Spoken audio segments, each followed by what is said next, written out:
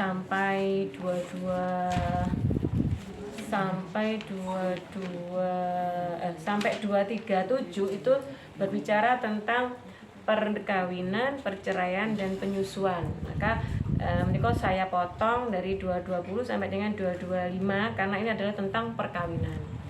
Jadi sedetail itu nih, memang Al-Qur'an itu ini adalah memang hidangan yang Allah sediakan bagi kita. Hidangan yang luar biasa lezat yang seringkali ternyata itu dikesampingkan, kalah dengan hidangan-hidangan yang tampak di depan mata seolah-olah indah, seolah-olah enak. Kita selama ini terlalu kenyang dengan hidangan-hidangan dunia sehingga kita seringkali melupakan hidangan-hidangan yang Allah sajikan begitu lengkapnya di dalam Al-Qur'an. Semoga kita senantiasa menjadi gelas yang terbuka, yang bisa terus menampung ilmu yang dicurahkan Allah kepada kita. Baik, di ayat 220 ini tentang dunia dan akhirat. Jadi ketika Nabi itu ditanya ya soal anak yatim, jadi kan tentang dunia dan akhirat. Ad-dunya itu darul bala. Seperti sering saya sampaikan ya, bahwa kita itu sering lupa kalau kita tuh masih hidup di dunia. Ketika ada hal yang buruk menimpa kita, kita tidak terima, kita tidak suka, kita tidak ngakui. Kemudian apalagi ketika kita bertemu dengan orang yang menyakitkan hati, pegele gak hilang-hilang. Gimana? Uang ada omongannya kayak ngono, landep gak hilang-hilang lah. Kita berarti sedang lupa kalau kita memang masih di dunia. Ketika kita masih di dunia, itu Allah kumpulkan memang yang baik dengan yang buruk, yang berakhlak indah dengan yang berakhlak buruk, yang omongannya pedes dan yang omongannya adem, itu Allah campur. Itulah dunia. Kalau nanti kita tidak mau kumpul dengan orang-orang yang buruk, pastikan kita mendapat tiket ke surga. Karena di surga tidak ada pembicaraan yang buruk.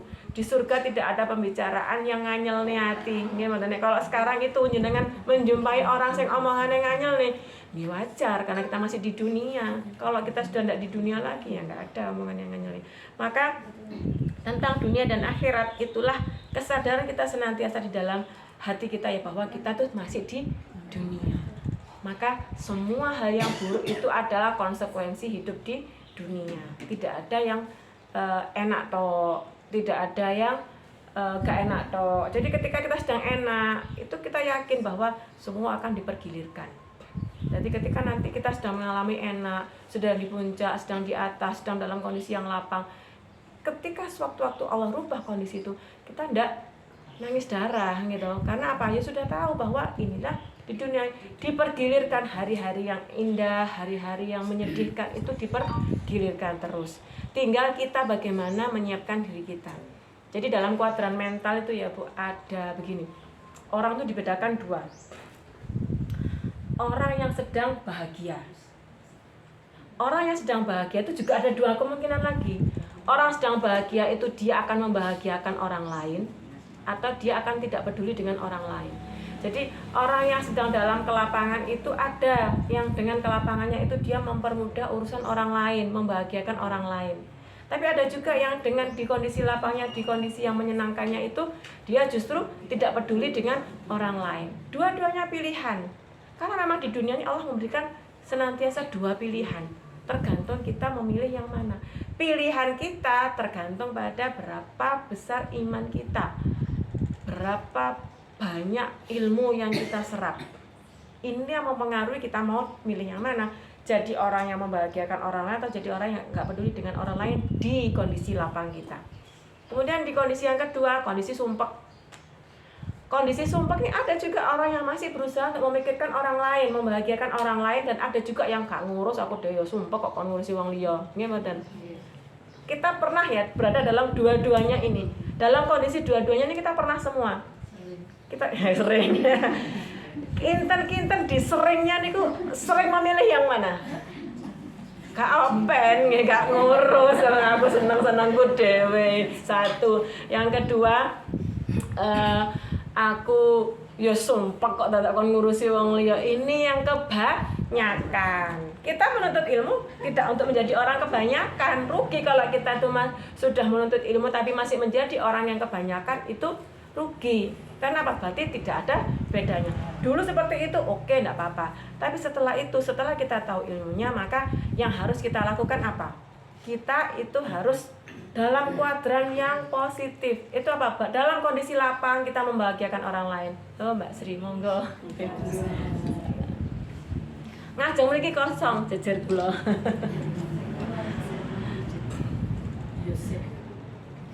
Jadi di kondisi bahagia kita tetap berusaha membahagiakan orang lain. Di kondisi sumpek kita juga tetap mau berusaha membahagiakan orang lain. Inilah kuadran positif. Segala sesuatu yang positif itu akan membawa pada yang positif. Plus tambah plus pasti plus. Tidak mungkin jadi min. Plus kali plus pasti positif. Tidak mungkin ada negatif. Menjadi negatif ketika itu dikalikan dengan minus. Nah ini. Maka ini yang harus kita latih untuk terus senantiasa dalam kuadran positif.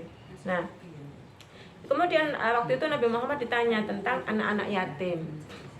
Jadi anak yatim itu waktu itu ya di kondisi masyarakat pada saat itu sudah banyak juga anak yatim yang dititipkan. Jadi misalnya Busum itu dititipi keponakannya yang yatim. Nah dulu ada pertanyaan seperti ini. Nanti kalau dipikir-pikir ya Bu, ternyata orang zaman dulu itu lebih peduli. Terus ya apa lagi gini? Kok sampai akhirnya muncul pertanyaan itu, sampai akhirnya turunlah ayat ini gitu loh. Jadi ayat itu turun karena memang ada kejadian. Jadi ada kejadian. Kejadiannya itu adalah ada anak yatim yang diasuh oleh suatu keluarga gitu ya, pamannya. Lah waktu itu kan harus dipisahkan harta. Jadi anak yatim ini membawa warisan dari keluarganya ya. Itu bahkan sampai dipisahkan. Saking wedine, dulu orang-orang yang kencengnya saking wedine, mereka itu untuk makan anak-anak yatim itu untuk makan mereka tidak ngambil dari jatahnya anak yatim. Begitu juga anak yatim itu tidak mengambil. Monggo Bupin. Monggo tak jarang ganggu kok. Lah, kemudian sampai akhirnya mereka tuh khawatir. Lah, engko lek nyampur piye? Sampai nggih mereka tuh tanyanya bukan karena itu, tanyanya begini. Ya Nabi, anak yatim yang ikut di rumah kami itu kan sudah kami pisah makanannya. Karena itu adalah dari hartanya sendiri. Nah, tapi seringkali ini nggak habis, jadi basi dan kami nggak berani makan karena itu bukan haknya kami. Masya Allah ya, di zaman Nabi itu muncul pertanyaan seperti ini. Hari ini tuh banyak dari kita yang makan hartanya anak yatim gak proso. Apa nyampur ya sok enak ae gak apa. Ya enak sekarang kan nanti totalannya mburi. Lah nggih rupane padha. Lah pada saat itu begitu. Lah kan kita nggak berani makan ya Nabi, apa yang menjadi haknya anak yatim ini, sampai akhirnya kita memisahkan makanan dan minuman mereka. Lah akhirnya karena anak yatim itu cuma satu, masakan itu sering turah basi lagi ini ki piye. Lah akhirnya dijawab sama Nabi melalui Nabi dijawab Allah langsung ya melalui ayat ini. Maka katakanlah memperbaiki keadaan mereka adalah baik, dan jika kamu mempergauli mereka maka mereka adalah saudara-saudaramu lah. Jadi di sini yang dituntunkan adalah bagaimana masih oma ame campur itu sama, tidak dibedakan. Misalnya nggih, iki sedikit anak-anakku ayam, sing kowe tahu atau tempe. Lah itu tidak boleh. Itu namanya bukan mempergauli mereka dengan cara yang baik. Jadi tidak harus dipisahkan. Itu bapakmu sakmene tak tukokno iki kayak aku coba ikut dhewe. Enggak sampai seperti itu. Karena apa? Allah itu hendak mempermudah bukan mempersulit. Jadi kalau seperti itu akan pasti menjadi sulit. Maka Allah boleh gak popo mau campur.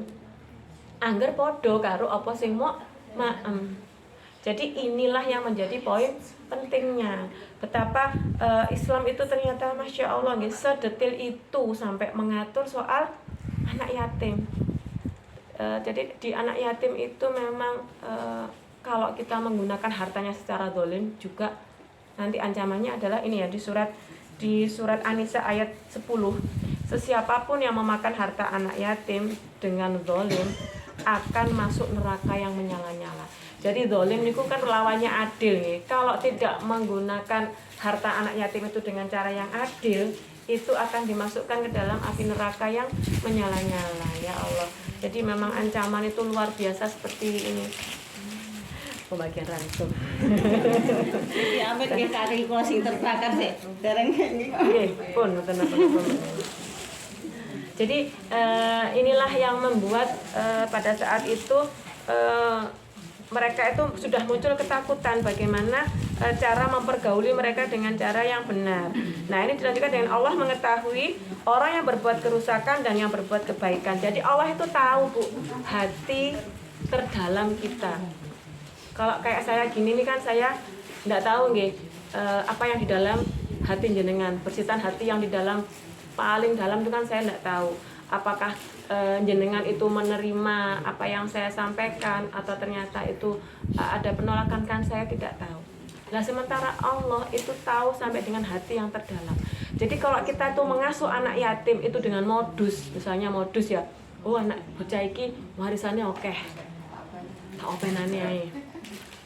Engko lek urung digawe tak ubetne duwike, engko lek wis dadi akeh, batine tak pek, engko lek wis bocah gede tak kekne asale mau. Lah Allah tahu, Bu, itu. Jadi nggak bisa kita itu mau menipu Allah, nggak bisa kita itu mau modus sama Allah, karena Allah tuh tahu hati terdalam kita. Seperti kula aturne dek kapan niko ya beberapa pekan yang lalu soal di yaumil hisab nanti yang akan diputar itu adalah hati kita masing-masing. Makanya sampai ribuan tahun. Karena apa? Ya karena itu tadi, per hati ini diperdengarkan. Dan berisiknya ya suara hati kita itu kan tiap hari itu kan batin. Gimana? Pasti kita tuh hati kita tuh penuh dengan bersitan-bersitan, penuh dengan suara-suara, penuh dengan pertentangan. Itu nanti diurup nih, dinyalakan. Maka apa yang hendak kita sembunyikan dari Allah? Maka niat itu pun Allah tahu. Apakah kita tuh niat mengasuh anak yatim itu karena welas asih, karena ta'awun kita, ataukah karena ada modus? Sing tak apa ini sing kaya warisannya oke, sing kaya ra duwe apa-apa gah. Lah ini berarti kan kita tidak mempergaulinya dengan baik. Maka setiap rupiah yang Allah titipkan dalam rezeki kita itu ada hak orang lain, ada hak kerabat kita yang tidak mampu, ada hak kerabat kita yang yatim piatu atau yatim, ada hak tetangga kita bahkan yang dia adalah yatim. Tidak perlu sampai tonggone sambat, tapi kita yang harus peka. Karena apa? Ternyata ada di sini kewajiban untuk kita mempergauli anak yatim dengan cara yang baik. Dan jika Allah menghendaki ini saya dia datangkan kesulitan kepadamu, sungguh Allah Maha Perkasa, Maha Bijaksana. Maka Allah itu tidak menghendaki kesulitan untuk kita, tapi Allah menghendaki kemudahan untuk kita. Allah berikan kemudahan yang luar biasa untuk kita melakukan amal solih itu. Seperti tadi nih, ketika tidur kita itu kita niatkan ibadah, Allah juga akan mengganjarnya dengan ibadah. Ketika kita niatkan bekerja, melayani suami, kemudian menyiapkan sarapan, menyiapkan makan, membersihkan rumah, itu kita niatkan untuk ibadah, maka 20 tahun tadi juga kita mendapatkan pahala ibadah. Jadi inilah poin dari ayat ini, bahwa tentang dunia dan akhirat itu adalah, dunia itu adalah kendaraan kita menuju akhirat yang kita inginkan, yang seperti diperintahkan. Karena hidup kita di dunia, ba'dal hayah adalah di akhirat. Di ba'dal hayah inilah semua hayah kita di dunia dihisab, dipertanyakan. Apa yang sudah kita lakukan, apa yang sudah kita hindari, untuk apa kita menghindari dan untuk apa kita melakukan, itu semua nanti ada di catatan amal kita. Kemudian di ayat 221. Nah, ini soal perkawinan, soal pernikahan. Larangan untuk menikahi perempuan yang musyrik. Disebut musyrik itu yang bagaimana, Bu? Musyrik itu berarti menyembah selain Allah. Berarti beda ya, Bu, antara ahli kitab dengan musyrik. Allah membedakan itu. Ahli kitab itu adalah agama Nasrani, Yahudi itu ahli kitab. Karena Allah menurunkan kitab pada umat itu. Nah, kalau musyrik itu mereka menyembah sesuatu yang mereka persamakan dengan Allah, dan Allah tidak menurunkan pada agama tersebut. Jadi kita sebagai orang muslim itu diharamkan untuk menikahi perempuan yang musyrik. Ini contohnya apa? Jadi untuk laki-laki ya. Untuk laki-laki diharamkan menikahi perempuan musyrik sebelum mereka beriman. Maka mereka harus menjadi mu'alaf dulu baru dinikahi. Tapi yang banyak terjadi hari ini tuh modus. Modusnya pripun? Pura-puranya sudah mu'alaf, tapi ketika sudah nikah balik. Karena untuk mendapatkan tadi, memang perempuan tuh dinikahi oleh 4 hal. Kenapa Bu? 1, kecantikan untuk fisiknya, hartanya, keturunan dan nasabnya. Yang keempat adalah agama. Iman itu sepakat dengan akhlak. Sama, kita laki-laki, kita memilih laki-laki pun juga seperti itu. Kita memilih hartanya tok, tiba besok bangkrut. Siapa yang menjamin orang kaya hari ini besok masih tetap kaya? Kan tidak ada jaminan gitu. Kita memilih karena gantengnya, tiba besok kecelakaan, irungnya hilang, sakit gitu. Terus kemudian kita memilih karena nasabnya, ternyata besok bapaknya ketangkep KPK karena korupsi, hilang kemuliaan nasabnya. Oke kan? Dan itu sangat mungkin kan hari ini gitu. 3 hal tadi itu. Maka agama kita memerintahkan untuk mencarinya lewat iman dan akhlak. Akhlak itu akan muncul dalam keimanan yang produktif. Ini yang harus kita pilih. Kalau kita memilihkan calon untuk anak-anak kita. Jangan di sini kan sudah banyak yang kagungan mantu, ada yang dalam proses mencari mantu, ada yang proses mempersiapkan cucunya untuk punya mantu lah. Ada yang sedang mencari calon suami juga, masih ada yang ini gitu ya. Calon suami. Ya, setengah wis gede-gede. Makanya ini ternyata pedoman yang sangat sangat krusial nih. Kita itu hari ini tuh seringkali untuk menjadi perawat, untuk menjadi bidan, kita sekolah mati-matian, sekolah profesi. Untuk menjadi guru ada sekolah profesi. Untuk menjadi apa malah? Teknisi ada sekolah profesi untuk insinyur nih. Semua profesional itu punya harus sekolah profesi dulu. Istri itu profesi mboten? Profesi. Ada sekolah istri? Akhirnya bubrah kabeh istri ora ro ilmune sale. Banyak yang kita tuh menikah karena ujuk-ujuk dirabekne bapak Erin nggih. Nek mboten ngoten karena ketemu jatuh cinta. Lah padahal umur cinta tuh ndak sampai 2 tahun. Setelah itu sekolah malih pasti itu. Makanya kalau kita menikah hanya dengan berdasarkan cinta, ya siap-siap ngenes. Karena apa? Karena kita ndak butuh cinta seluruh hidup kita. Banyak pasangan hari ini ganteng podo ganteng, ganteng karo ayu, sugih podo sugih, ngomongnya biar dia cinta, ternyata tidak sampai 2 tahun sudah cerai. Berarti kan kecantikan dan harta dan nasab itu bukan jaminan suatu pernikahan itu bisa langgeng. Jangankan itu, ustadz dan ustazah yang dua-duanya sudah tahu ilmunya juga diberikan ujian berupa pernikahan yang gagal. Padahal mereka sudah tahu ilmunya. Lah apalah lagi yang secara profesi itu tidak tahu. Profesinya sebagai istri itu kewajibannya apa saja itu tidak tahu. Gak ero Mbak, wis pokoke mbiyen bar rapi ya sesuk dadi bojone berarti diceluk Bu sapa sing lanang misale Gatot, Bu Gatot. Wayahe Dharma Wanita sesuk ya mati melu. Lah, ternyata kan tidak sesederhana itu.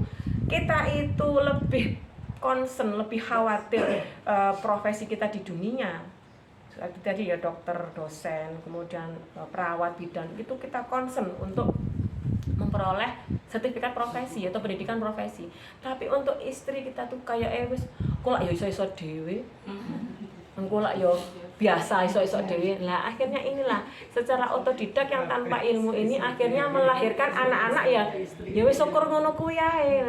Maka generasi kita tidak ada generasi yang peduli untuk kebangkitan. Karena apa? Ya itu tadi, ya sak mlakune. Lah lek mlakune ngiwo gek nang jurang wis ya terus ditokne. Sak mlakune banyu lah lek miline nang ngene septic tank ora mili nang ngene laut. Bagaimana? Lah ini loh kita tuh membiarkan anak-anak kita, membiarkan diri kita itu terarus mengikuti arus kehidupan saat ini. Karena apa? Kita tidak paham profesi kita sebagai istri. Sebagai istri belum paham, gak sekolah, gak golek ilmune. Urung suwe setahun kemudian harus punya anak, akhirnya dia dilengkapi jadi profesi, punya profesi sebagai apa? Ibu. Profesi istri sik durung tekpeh. Terus dadi punya profesi baru sebagai ibu. Nah, iki lah dalah. Akhirnya masih di anak juga wis sak koyo liyane. Nah ini makanya kenapa perempuan itu lebih banyak yang ikut taklim? Memang sudah seharusnya, karena apa? Seorang perempuan itu akan mewarnai kehidupannya, kehidupan keluarganya itu adalah manut sing wedok. Contohnya ini contoh paling simpel nih. Kenapa seorang istri dan ibu itu dikatakan matahari dalam suatu rumah tangga? Lek sing wedok karipan tangi mboten. Iya betul. Nah, kalau matahari belum terbit, jangan harap yang lain ikut. Makanya mboke tangi dhisik, ben apa? Agar yang lain juga ikut bangun. Mbok diomongi ora ganceng lho, Gus. Lah mek 20 tahun dadi bojone. Walah ya aku pilih urung pernah pisan eta bangunin. Buka-bukaan Lah nggih, kita kan mesti buun dinten Iki beda lho. Iki beda. Berarti amalin jenengan sempurna. Amin. Bismillah.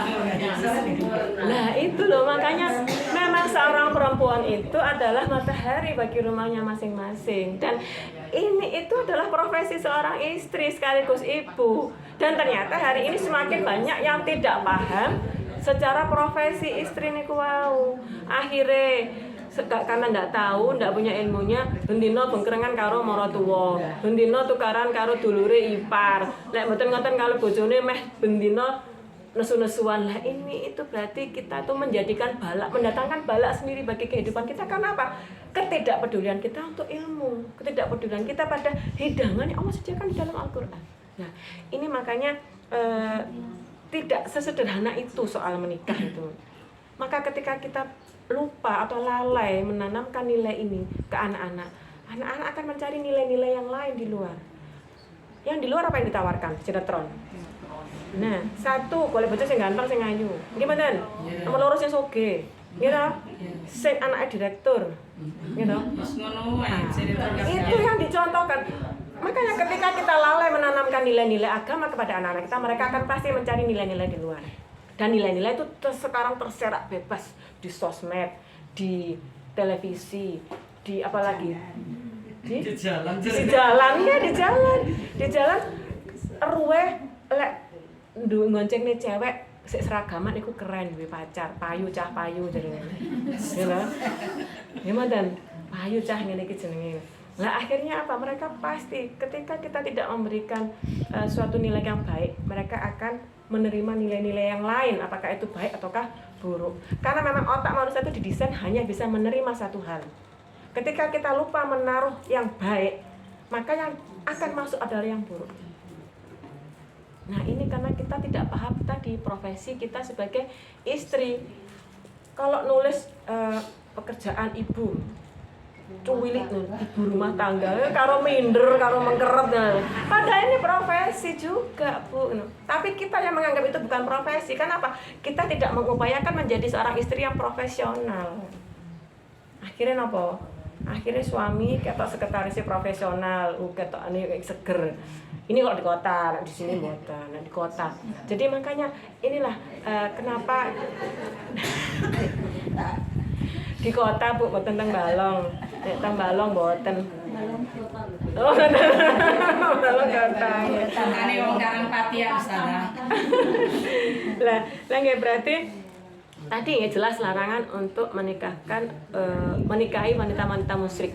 Meskipun wanita musyrik itu tadi cantik, kaya, dan dari nasab yang terhormat, kalau dia musyrik tinggalkan. Lebih baik bagimu adalah budak yang hitam legam, tapi dia seorang muslim yang taat. Iki nek cara ditawakne nang wong lanang, ya mesti ya aja ekstrem ngono bandingane mosok sitok ayu sugih kek nama nasabe terhormat aku kon milih budak yang hitam legam ya. Ono liyane ta Mbak, iki ngoten nggih. Nah, ini loh. Quran itu selalu mencontohkan yang ekstrim. Agar apa? Agar kita mikir. Lah nek sing ngono iku luwih elek timbang budak sing hitam legam. Itu ben mikir, jangankan kok nek misale dibandingno sitoke ayu kok sitoke musyrik, sitoke beriman padha ayune. Ndak buat mikir itu, Bu. Padha ya nek ngono wis kaya, hanya ndak milih. Makanya diumpamakan se-ekstrim itu hanya untuk menunjukkan kita supaya mikir. Nggak ada nilainya, secantik apapun, sekaya apapun, semulia apapun nasabnya, ketika dia seorang wanita musyrik, jangan dinikahi. Nek misalnya selak kepingin rabi, enake budak yang berkulit hitam, ya wis kuwi rabi neng.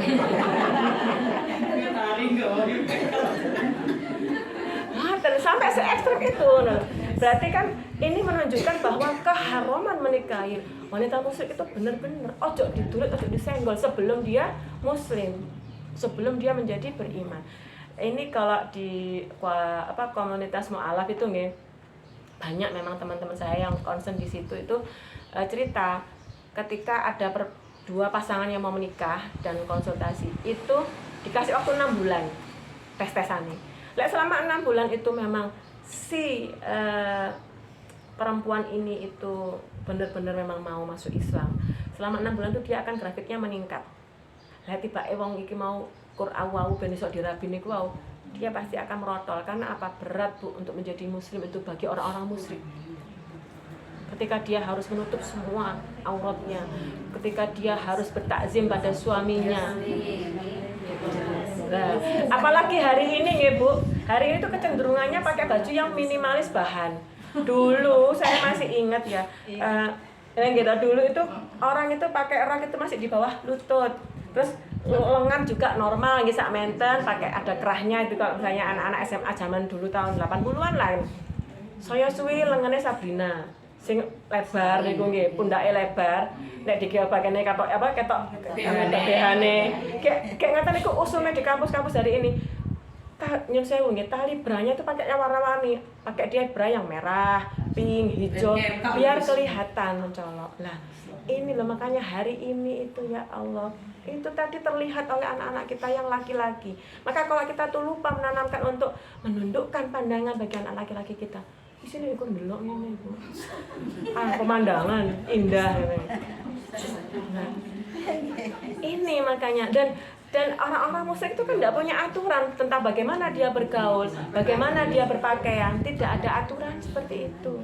Aturan bertuhan aja mereka tidak jelas, apalagi aturan berpakaian. Maka berat bagi seorang muslim untuk menjalani persyaratan itu tadi, menjalani seorang muslim. Nek bukan karena benar-benar dia itu tekadnya untuk menjadi seorang muslim itu besar, itu akan merotol di awal.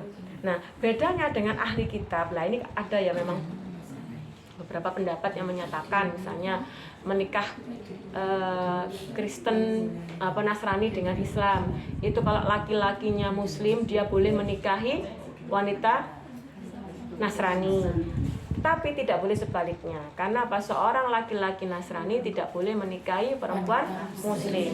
Tapi ini dalam suatu kajian yang saya ikuti ya, ternyata ini tidak bisa dijadikan dasar. Karena apa? Yang dimaksud dengan ahli kitab itu adalah selama dia masih ada keturunan dari masa ketika Nabi Isa. Napa sih urip zaman sakniki Bu? Nabi Isa itu sebelum tahun 600. Berarti apa? Berarti gugur soal ahli kitab ini. Maka sama tidak bolehnya menikahi seorang perempuan yang ahli kitab. Karena jelas dia sudah terputus dari apa? Dari keturunan langsung ketika umatnya Nabi Isa. Maka tidak boleh menggampangkan dengan alasan dia adalah perempuan ahli kitab. Ngeten mawon ya contohnya yang paling analogi yang paling sederhana. Kalau dalam satu kapal ada 2 kemudi, ada 2 dayung ya, ada 2 dayung. Sitok ngayuh ngiwa, sitok kira-kira mlaku mboten beget kapal iki. Sitok ngene, sitok ngene, beget mboten apa, pur munyer ae ngaten raune ini sih. Itulah rumah tangga.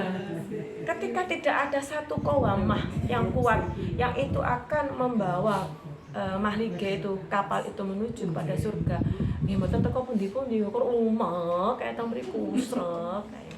Lah wong sing budal pakai dasar-dasar agama itu aja masih Allah uji dengan pernikahan. Apalagi yang tidak ada dasar. Jadi ada memang ucapan dulu ya, ini kisah ini tapi masuk dalam hadis yang lemah, tapi saya senang sekali menyetir menyuplik nih ya ucapannya Umar bin Khattab. Jadi Umar bin Khattab itu pernah bertanya kepada sahabat yang lain, kenapa kamu menikahi Yahudi? Kenapa kamu menikahi orang Yahudi? Kenapa kamu menikahi Nasrani itu? Yaudah kalau tak gate. Terus enteng gitu sahabat. Apa jawab Umar? Kalau mau talak berarti itu adalah yang bagi yang halal dinikahi. Kalau yang haram dinikahi ya gak iso mau talak. Berarti bolehnya apa? Dilepaskan, tidak ditalak. Berarti sesuatu yang itu adalah haram untuk dinikahi, maka haram juga untuk ditalak. Nah ini kan kita tidak tahu. Iya, jadi tidak ada ikatan, dilepas. Karena apa? Sesuatu itu tadi, sesuatu yang haram untuk dinikahi, maka haram juga untuk ditalak. Tidak semudah itu ternyata, Ferguson. Jadi kadang-kadang kita itu menggampangkan ya, seolah-olah ya wes anu kok dipegat. Padahal lebih sulit yang gagal nikah daripada yang telat nikah. Dia aja masalahnya sembah. Bukan kok saya mendoakan yang telat nikah gak apa-apa mboten. Tapi bebannya itu jauh lebih sulit mereka-mereka yang gagal dalam pernikahan daripada yang telat menikahnya. Telat menikah paling kok dibejeki kapan rabi gitu. Nah, kalau gagal menikah ngenesnya itu sakitnya itu di sini. Betul itu. Makanya tidak bergampang-gampang untuk menjatuhkan pilihan itu sebelum kita tahu benar bagaimana keimanan dan akhlaknya. Bukan kok ya lek ngono ben aku ro imane tak pacaran si ae, Mbak. Bener. Enggak salah ngene. Karena ternyata dalam Islam itu untuk saling mengenal itu pakai orang ketiga. Saling ya. Contoh niki namung contoh lho nggih. Contoh, kula tanya sama Mbak Tati. Mbak Tati, si kae iki bendinane piye to? Ngene. Tak tuduhne, bendinane ngene lho. Ngono lah. Ini loh dalam Islam itu. Nanti Mbak Tati ditanya ke saya. Lah si kae bendinane piye? Bendinane ngene. Mbak Tati ngomong, bendinane ngene. Kowe maduk ora? Lah ini loh dalam Islam. Ora kok kayak bocah tok dhewe wong loro ketemu kayak akhirnya nang ndi rono mboten. Ini namanya kita menuju pada sesuatu yang baik dengan cara yang buruk. Tidak boleh, pacaran itu tidak boleh dalam Islam. Yang boleh dita'arufkan, saling mencari informasi tadi gitu.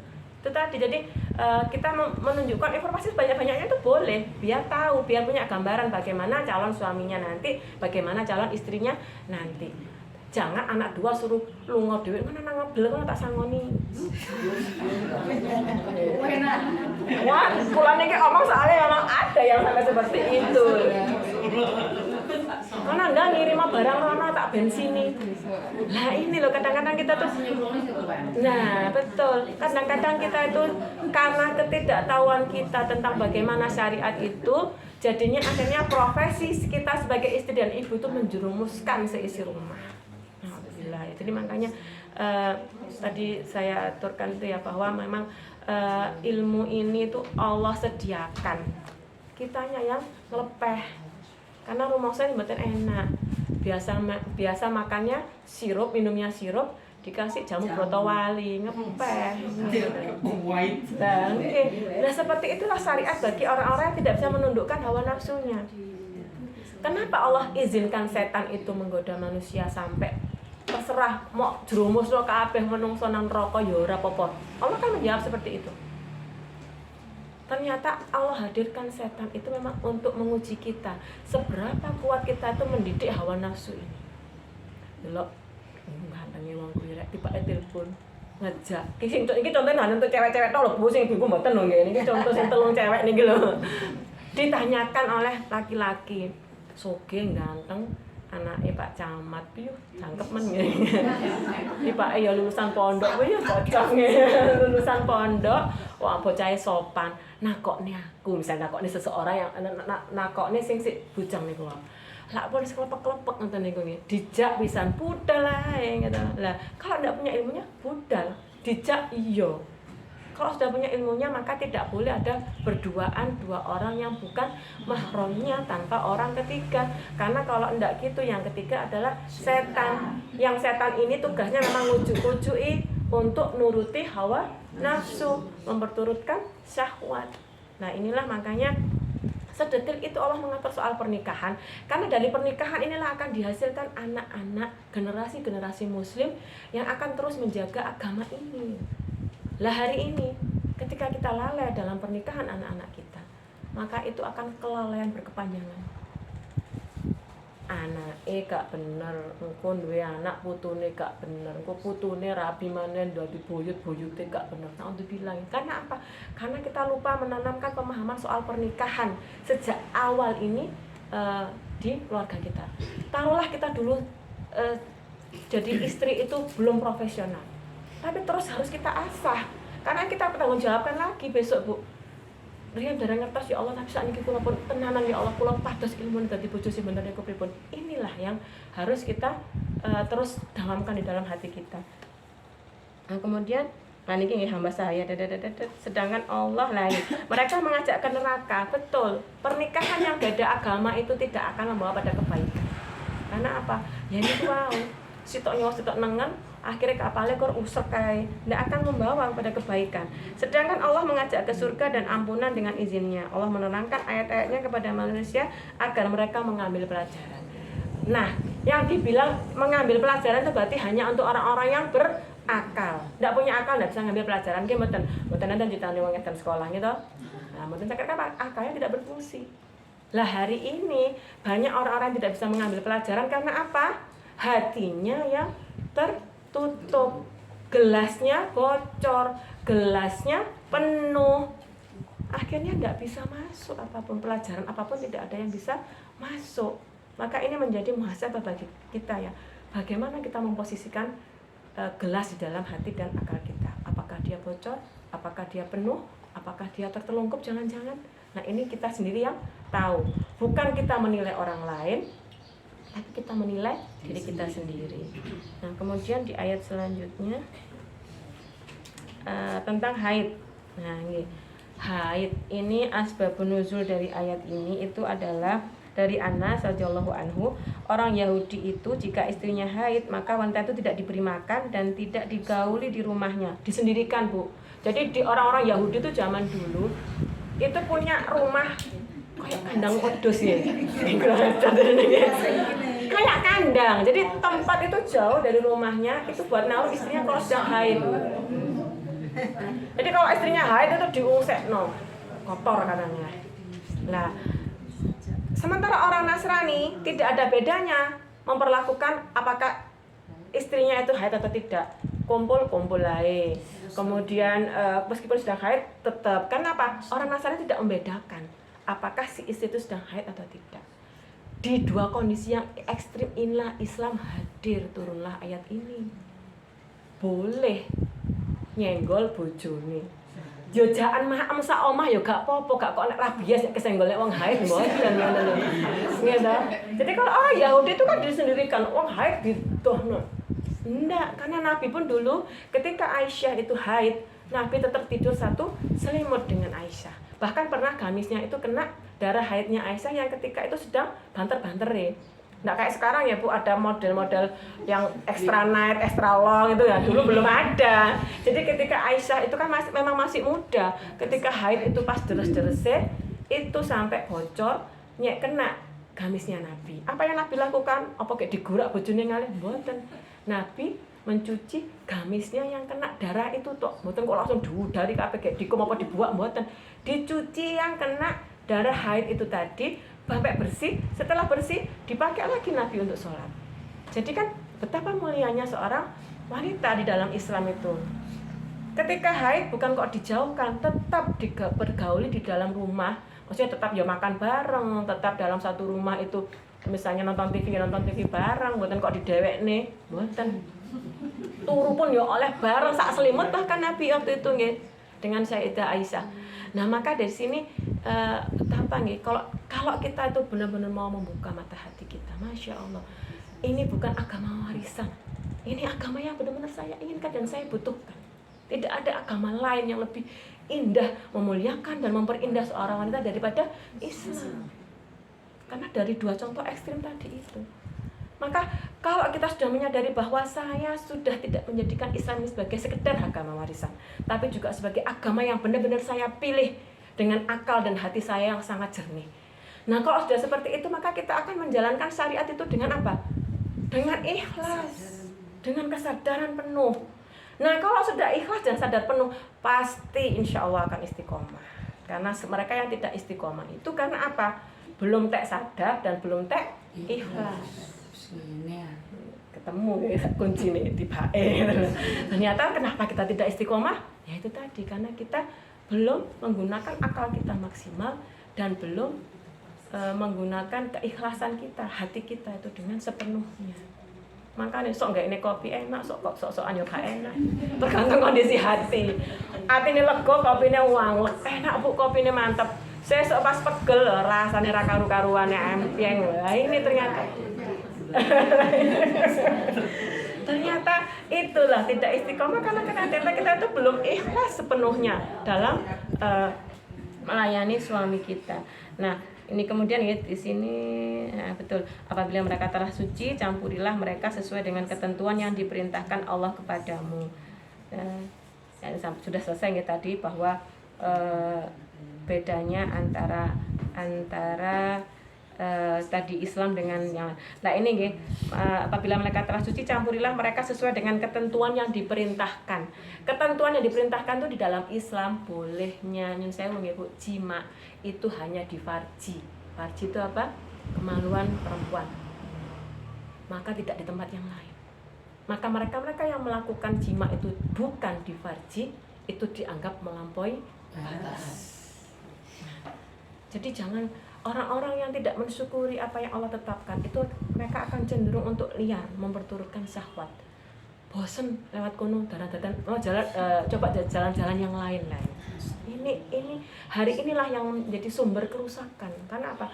Manusia tidak mensyukuri apa yang Allah tetapkan, bahwa ya wis nggone enak wis ning kono tok kuwi, aja golek sing liyane. Tapi ternyata ketika syahwatnya diperturutkan, akhirnya tergoda untuk menggunakan jalan-jalan yang lain yang itu ternyata sangat dibenci dan itu tidak diperbolehkan. Bahkan beberapa pendapat menyatakan keharaman untuk menggunakan jalan-jalan lain selain jalan yang ditentukan, karena di sini sesuai ketentuan. Nah, ketentuan itu di dalam tafsir beberapa mufasir itu disebutkan seperti itu.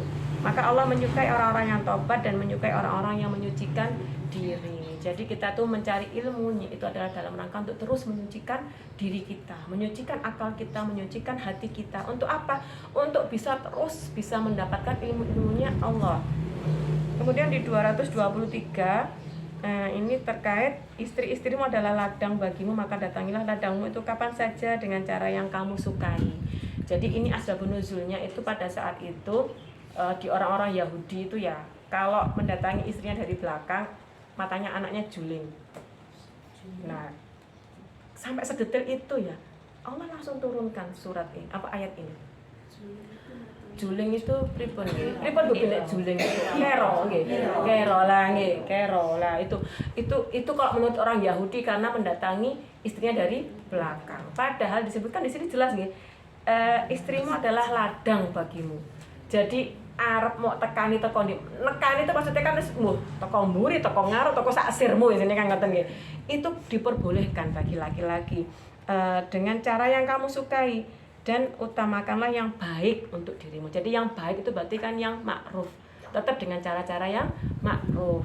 Jadi berdoa sebelum jima, kemudian berwudu dulu sebelum jima. Agar apa? Agar insya Allah dihasilkan keturunan-keturunan yang juga solehah. Karena kita meminta rezeki yang terhindar dari setan. Sing nom-nom pun apal daerah ini. Latihan doa jima.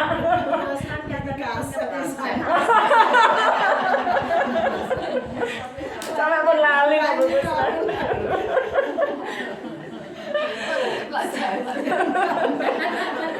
buku saya sampai pun lali. Ini kan kadang-kadang yang masih muda, yang masih Mahmud niku, yang masih mama-mama muda niku langsung main gerbekan mawon, mboten pakai doa. Lah kalau pas turun anak ya rasulullah. Ketika gerbekan itu tadi kok kersane Gusti Allah dadi akhirnya tidak menjadi anak yang soleh.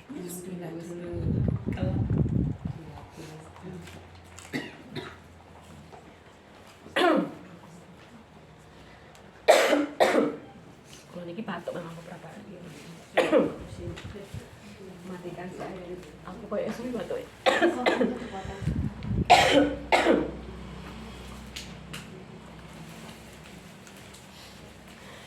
Ini gara-gara buku seran ya. Gara-gara buku seran lupa doanya.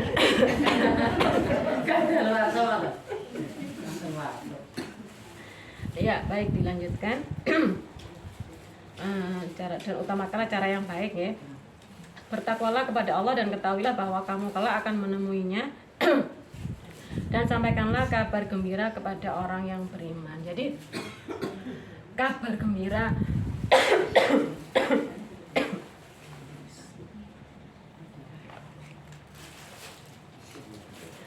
kabar gembira bagi muslim itu apa, Bu?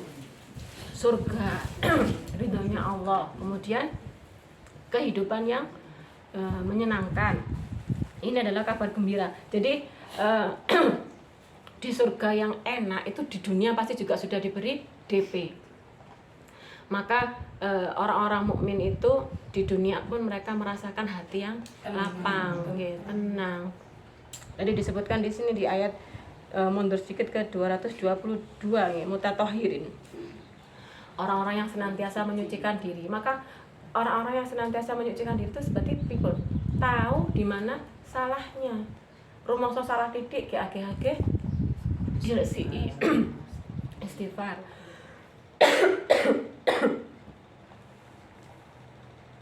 Sama dengan orang yang misalnya kalau kena kotoran sedikit risih atau langsung diagak-agak dibersihkan dengan sabun lah, sama. Orang-orang yang senantiasa menyucikan diri juga seperti itu. Nah, kemudian di 224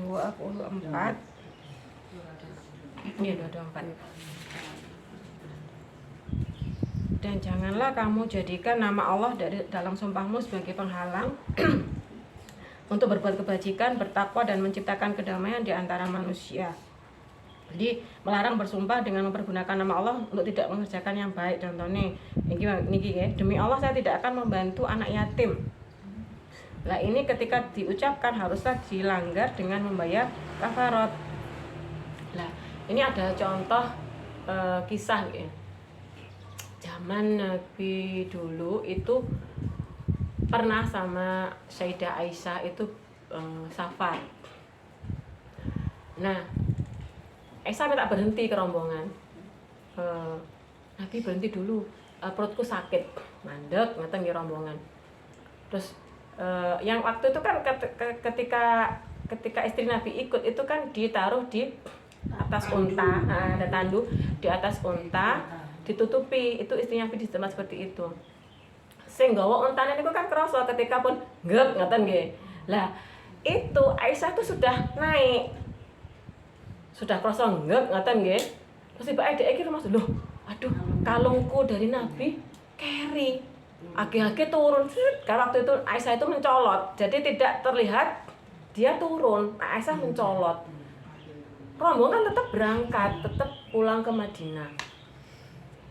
Lah, Aisyah tingak-tinguk, lah aku iki bareng sapa? Akhirnya Aisyah diam di tempat itu menunggu dijemput karena dia yakin Nabi pasti menyadari kalau istrinya tidak ada di tempat tadi. Nah, ternyata yang datang itu adalah rombongan terakhir. Tinggal satu orang pakai unta. Nah, Aisyah akan ditawari oleh si sahabat saya lupa namanya. Tadi ini ya, si sahabat ini tadi. Naiklah untaku, aku yang dibawa. Mesti sing nuntun untone. Masuk ke Madinah jadi fitnah. Salah seorang yang mau fitnah itu tadi adalah orang yang selalu dikasih santunan oleh Abu Bakar. Aisyah kan putranya Abu Bakar ya. Lah, yang menyebarkan fitnah itu salah satunya adalah keponakannya Abu Bakar sendiri. Abu Bakar sampai bersumpah, gak katene aku nyumbang kowe meneh, gak katene aku ngekeki kowe. Niki lak persis kita juga ya, Bu ya, manusiawi. Nggih. Secara apa ya, fitrah itu memang pegel. Wong kowe iki wis tak openi kecilik, tak santuni, tak openi, tak penakne. Mbok ngono saiki muni reno-reno soal anakku. Yang jelas itu adalah fitnah. Abu Bakar bersumpah seperti itu. Maka turunlah ayat ini, jangan bersumpah sing elek-elek. Karena apa? itu akan membuat ini disebutkan di sini, janganlah maka ciptakanlah kedamaian di antara manusia. Jadi jangan mengucapkan sumpah yang sekiranya sumpah itu hanya akan menimbulkan perpecahan dan putusnya silaturahim. Nah, ini kadang-kadang kita tuh tanpa sengaja seperti ini nggih. Wegel karo IP-ne, anake sing dihasut. Ojo rono Mas Beto. Ojo rono pokoke. Ojo nang ngene mbok demo kuwi. Aku gak katene nyenggol omane mbok demo kowe anak-anakku ya tak omongi ya aja rono. Ini berarti enggak boleh sumpah seperti ini. Yang pernah seperti ini kayak tobat. Kadang-kadang memang lah inilah ketika kita itu membiarkan hawa nafsu kita tuh dituntun setan. Gunanya setan itu untuk kita latihan mendidik hawa nafsu. Kan penak nggih Bu, wong pegel niku dituruti ngene. Antrah dhek kelakuane kaya ngono kok aja sampai anakku nyenggol kono, aja sampai nang omahe. Lah ini kan kita sudah bersumpah yang buruk, yang hanya akan menimbulkan perpecahan. Lah ini harus dilanggar Bu. Kalau sumpah-sumpah seperti itu harus dilanggar, ojo dituruti, harus dilanggar. Dan untuk kafarat ini memang beda pendapat, ada yang dengan sedekah, ada yang mungkin dengan memberikan makan, itu ada. Berarti memang untuk sumpah-sumpah yang tidak benar itu tadi jangan dituruti, dilanggar. Jadi aku mentau sumpah kok ini aku saiki tak ndayo. Aku tak wis islah mengadakan perbaikan. Dek pegel ya wis ben aku ora. Ben dirasakno dhewe pegel. Karena orang pegel itu jadi penyakit Bu di dalam hati. Makanya dalam Islam itu tidak boleh bermusuhan lebih dari 3 hari. Kenapa? Setelah 3 hari tubuh akan merespon untuk melakukan hal-hal yang itu bisa menjadi degeneratif bagi organ tubuh. Maka dieling-eling ya boleh pegel karo tanggane 3 dina mawon. Hari keempat senang wawuh. Nah, apik malih mboten usah pegel. Tapi kadang-kadang memang kita itu di hati itu kadang-kadang masih menyesuaikan mungkin ndak nyopo-nyopo sama suami sampai 3 hari itu masih boleh, asal jangan sampai hari ke-4 karena itu sudah batas waktu untuk kita islah. Sakjane kalau kita tuh nyaman awake dhewe, kita tidak akan melebihi 3 hari itu. Karena apa? Setelah itu kita akan gampang pusing, gampang lemes. Soalnya apa? Isine ngate-ngate ketemu wonge langsung nang ati begodok ya. Nang ati langsung seng. Lah ini jadi penyakit gitu. Kolesterol langsung munda, diabetes langsung munda. Darah tinggi munda lah. Itu kan karena kita tuh ndak open lali. Kalau kita tuh ternyata memperturutkan hawa nafsu. Kemudian yang di 225, Allah tidak menghukum kamu karena sumpahmu dan tidak kamu sengaja, tapi Dia menghukum kamu karena niat yang terkandung dalam hatimu. Lah ini ya, kalau kita nggak sengaja, tapi kita nggak niat seperti itu, tidak niat buruk, itu Allah mengampuni. Tapi kalau niat kita memang niat seperti itu, kita harus ekstra tobat. Jadi berjanji tidak mengulanginya, kemudian istighfar banyak-banyak dan minta maaf pada yang bersangkutan. Nah, ini sing abot nggih, wis dipegel njaluk sepuro. Nah, tapi di sini di bawah disebut Allah Maha Pengampun, Maha Penyantun. Penyantun apa? Tidak segera menyiksa orang yang berbuat dosa. Jajal Bu, kalau Allah itu tidak Maha Penyantun. Kita berdosa sedikit langsung kupingnya cepot. Kita melakukan maksiat sedikit irungnya hilang. Lah ya ngenes nggih. Itulah kita tuh harus menyadari betapa penyantunnya Allah. Kita jajal ya gini. Kita dikasih rumah, dipinjamin rumah. Misalnya ada sepasang yang baru menikah di wis omahku nggonen, listrik per bulan tak bayar, beras tak cukupi, lauk pauk tak kirimi, kur omahku kur resi ono ya pokoknya resi ono. Apa tumbuh-tumbuhan nang kene woh-wohan pekan gak sama kirim nang omahku. Ku mburi omah nek kolam iwake jupuken ya gak apa-apa. Nah, enak nggih, kados ngoten. Sudah sebaik itu misalnya. Lah kok tiba yang dipinjemin rumah ini loh Bu, rumahnya itu misalnya dirusak, gentengnya ditetel, AC-nya dicopok, iwake dipateni kabeh. Niku jenengan sing kagungan rumah pegel mboten? Pegel banget. Untungnya Gusti Allah mboten kados ngoten, ngoten lho. Lah Gusti Allah kados ngoten ilang ketriyen Bu kupinge dhewe niki nggih, pun mboten duwe kuping, pun mboten duwe irung. Tapi Allah itu Maha Penyantun yang tidak langsung membalas setiap dosa yang dilakukan hamba, tapi memberi jangka waktu. Tak anteni sik bek kelingan, ku lali paling mau. Tak anteni sik bek engko tobat paling kok paling mau ki lali gak kelingan. Seperti itu loh Allah. Lah berarti kalau Allah sebegitu baiknya pada kita, kenapa kita begitu pendendam? gak mudah untuk mengampuni, gak mudah untuk memaafkan. Padahal kalau kita mau njlentrehi salahnya kita tuh dalam sehari, gak cukup sak kebet ngeten. Nggih mboten. Kalau mau jujur lho nggih. Awake dhewe tok lho aja ditutono wong liya ben mboten isin ngono. Dike awake dhewe. Gak cukup sak kebet ini. Nah, tapi karena Allah tuh Maha Penyantun masih menunggu tobatnya kita, menunggu kita itu untuk kembali menjadi hamba-hamba yang mutatahhirin, maka selalu diberi jangka waktu. Kitanya aja yang bandel, terus dikei jangka waktu sik ngenyang terus dan malah gak sadar-sadar, malah seenak-enake dhewe. Nah, maka kita bermajelis di sini menuntut ilmu bersama-sama adalah untuk menjadikan kita itu jiwa-jiwa yang mutatahhirin, hamba-hamba yang mutatahhirin yang senantiasa menyucikan hati dan jiwanya dan akalnya dari hal-hal yang Allah tidak suka. Ya kata sih mekaten pas ya 2:30. Oh, kecepatan. Napa wonten diskusi, napa langsung doa, monggo kita 2:30. Mau soalnya mulainya juga jam 1 kurang 5 ya. Jadi pas ya.